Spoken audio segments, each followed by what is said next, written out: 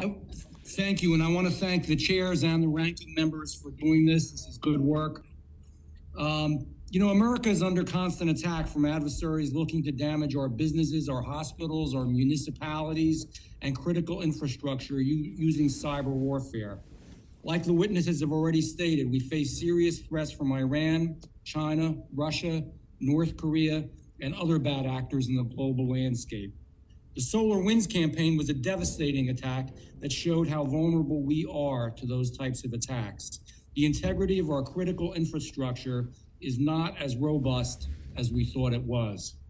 The federal government needs to do better, and so does the tech industry. With close to 80% of Fortune 500 companies utilizing SolarWinds technology, there needs to be collaboration, obviously, between public and private entities to protect America. We owe it to our constituents, our municipalities, and our country to ensure that we are adequately prepared for these harmful actions. In my district 2 years ago, the Atlantic County Utilities Authority, located in Egg Harbor Township, New Jersey, was the victim of a cyber attack. The Utilities Authority reported an incident in which perpetrators gained unauthorized access to sensitive data of customers. Additionally, operational information was withheld as the criminals demanded ransom. Fortunately, the overall function of the authority was minimally impacted, but the fallout could have been far, far worse.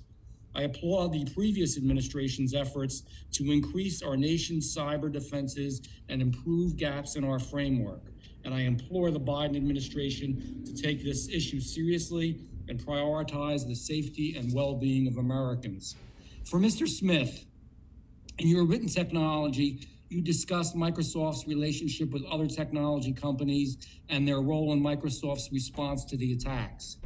How is Microsoft's relationship with Cybersecurity and Infrastructure Security Agency, CISA, and do you feel we are safe from future cyber attacks of this nature? Well, I think it's an excellent question. We feel very good about the progress that CISA has been making. It's a young agency. It has moved far and it has moved fast.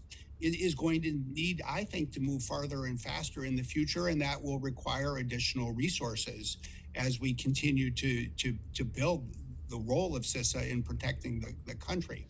I also think it's just worth noting your examples I thought were so important because so often we see two things. We see the most sophisticated cyber attacks begin with nation states, and then we see their tactics copied by cyber criminal organizations, and then they go to the weakest point.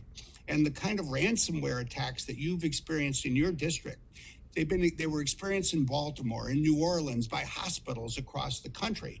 And if there's one thing I consistently find today, it's that many of the public sector computers and information systems, software, especially at the state and local level, are not as modern as they should be.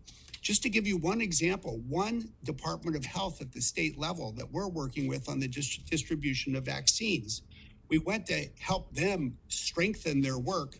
And when our consultants looked at the manual for the software program they were using, it was for a company that Microsoft acquired more than 20 years ago. So the software was more than 2 decades old.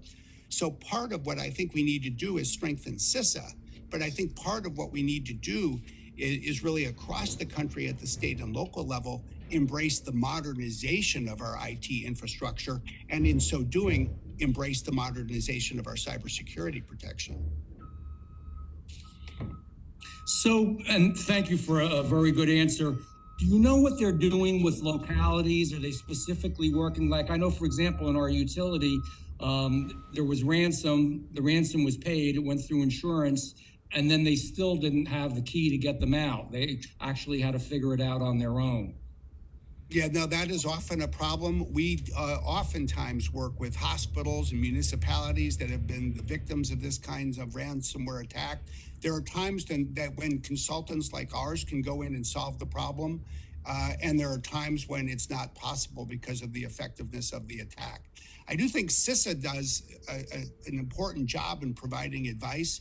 But this also comes down to really state and local government budgeting for modernization, and I would say decision-making, so that you integrate the decisions of the IT team with the needs of, say, in vaccines, the epidemiologists, for example, that need the technology to help them do their jobs. You know, we need to just think anew about how we manage technology across the public sector. Real quick, are we going in the right direction? We're going in the right direction. We need to move much faster.